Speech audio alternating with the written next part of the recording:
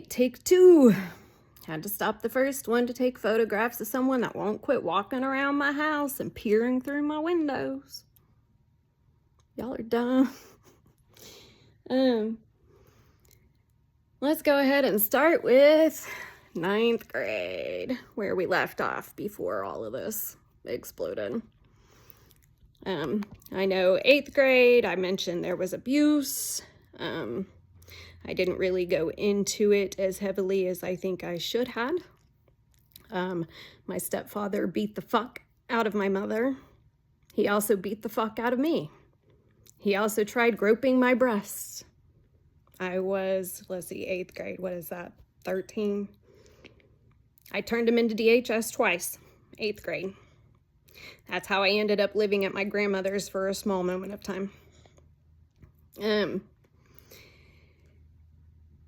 I moved back to my mother's with my stepfather. Man, I wish I would have known. But 9th grade, we ended up moving out of where we were living, and we moved to Fairland, Oklahoma. And Fairland, Oklahoma, I hated that small little school. A couple things that happened. I had a girl I didn't even really know ask me to come stay the night at her family's. I went. I mean, it's 9th grade. You would think it'd be okay. One of her family members in the middle of the night, after getting us really drunk, tried to rape me. I left the house. I called for help, and I got the fuck out of there. I got to try weed for the first time. Stole some of my mom's weed, walked to school, got super high. Obviously didn't know what I was doing. And I slept from first class all the way until almost 5th. Happens.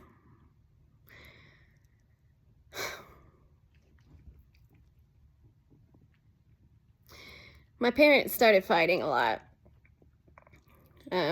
My mom started crunching down on me. I feel like she sensed something was wrong, but didn't understand the big picture. So Fairland had open campus lunches, which means at lunchtime you're allowed to leave for lunch. Just make sure you're back on property, of course, before your next class. And my mom told me she didn't want me going to the open lunches and to stay at the school. And I didn't like that. Everybody went down to the snack shack that was right by the school, and that's where we typically ate lunch. So I proceeded to have open campus lunch just like everybody else. Well, after a few days of it, one of my friends asked me to go to his family's house, and his family was doing a big, huge lunch, tacos and whatnot. I was like, yeah, sure. You know, you're right around the corner too. They told me they'd give me a ride back to school so I'd make it on time. I'm sitting there in the living room, just finished eating some tacos.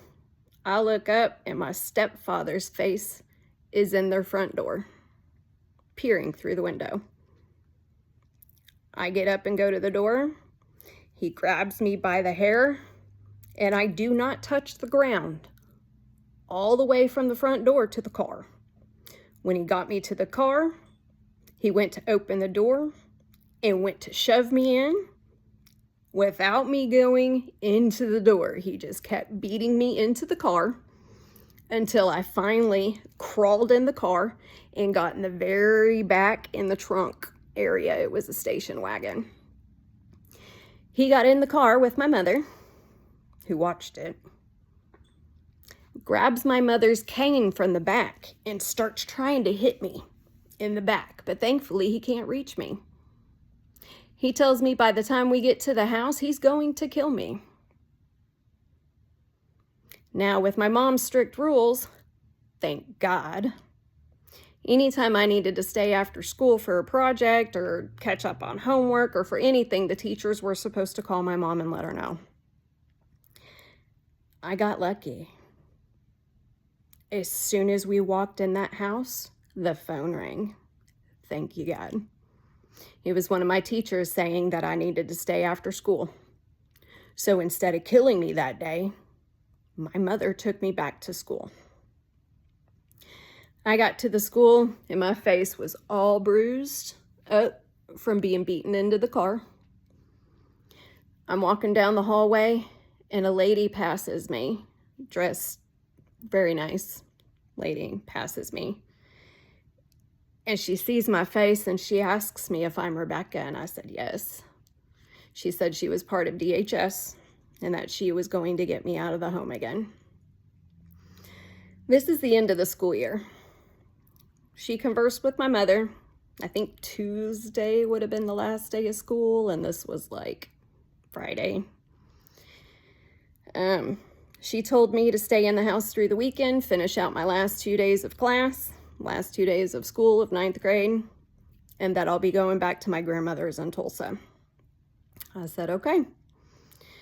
Saturday morning, you know, you live with somebody for a long time, you know the routine.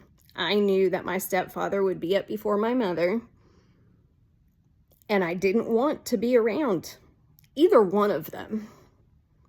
So Saturday morning, I get up and I quietly sneak over to the restroom, and I come out of the restroom, and guess who's in the living room? Naked. Yeah, that's what he was doing. So I go back to my room, and I don't leave my room. They leave and they go to the coffee shop like they always do. My mom tried to get me to go. I wouldn't even look at her. I stayed facing the other way, facing the window. Sunday morning comes around. I get up even earlier. Get up to go use the restroom.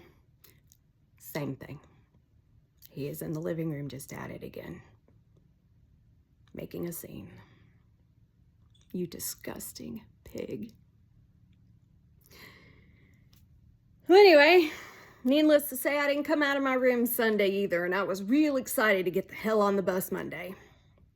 So Monday I go to class, and of course everybody's, oh my God, are you okay? There's so many witnesses that saw him beat the shit out of you, blah, blah, blah, are you okay? And I told him, I was like, yeah, here in a couple days, I'm supposed to be taken to Tulsa to go live with my grandma again. And I'm just waiting for that. Well, I get off the school bus. My mother and Chuck are standing out in the driveway. Chuck, Charles Weigel, are standing out in the driveway.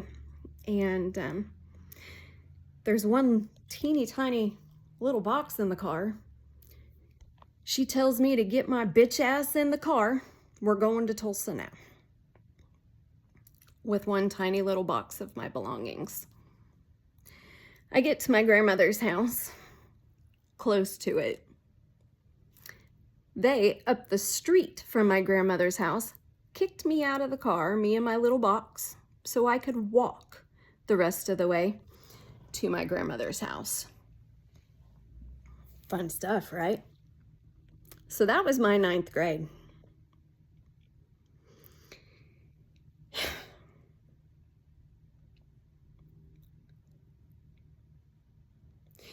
My grandmother and I went and sued her in small claims court. There's record of that, to get my belongings. There's also record of all the reports that I put in on my stepfather.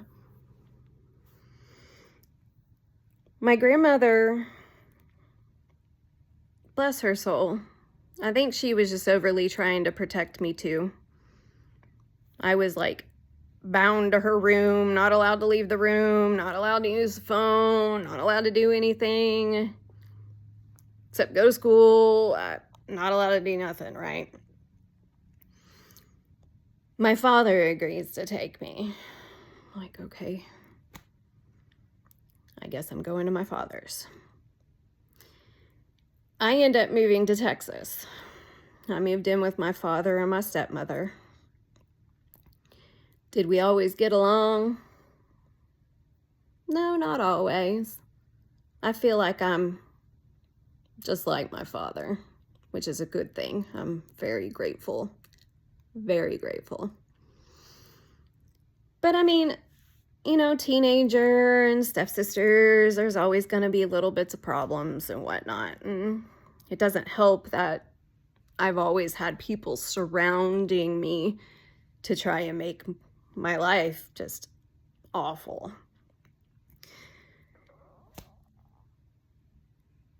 I end up in a children's home. So I've spent time in a children's home. I've also spent time in a shelter. The shelter was like, you've got good grades, you're a straight A student, what the? You just got bad surroundings. Yeah, I do. The shelter, back in the day, I was bisexual. I just cared about people and their heart. And quite frankly, it's hard to find anybody with a good heart, no matter what the fucking gender is. The foster mother knew that, and she didn't like me. Was she paid too? I was kicked out of there. I didn't do anything wrong. So there I am, unprotected, again. And I end up going back to my mother's. Again. So for junior year, oh no, I went from my father's back to my grandmother's for a minute because I went back to Tulsa schools again for a minute. So children's home, back to Tulsa, went to a shelter. So much shit, it's hard to keep it straight. But anyway, lived in Texas with my father. Moved back to my grandmother's house in Tulsa for a little bit. That's where I ended up in the shelter. And that wasn't even my doing or my surroundings at the time. That was my uncle following me around school. The school freaked out. He said he just wanted to give her some candy and check on her. Excuse me? The school panicked and put me in the shelter. I was only in the shelter for a couple weeks before I was released.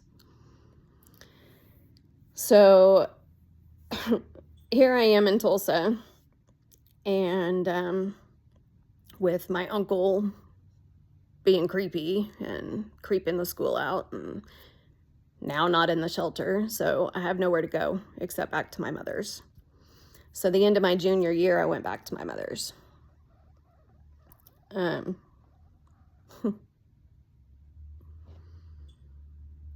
The end of junior year ended okay. Senior year, okay-ish. I mean, I knew my stepfather was abusive. I knew that he wanted to be sexually abusive. So I more or less just went to school and stayed in my room. I didn't do much else. Yeah. And of course, right as I'm turning 18, I had already saved as much money as I could to get the fuck out of there. I met my ex-husband at school. Is he part of it? He very well could have been paid after becoming my husband, after coming into my life. Probably was. I can't do anything about it, but it's a sad story. That's for damn sure.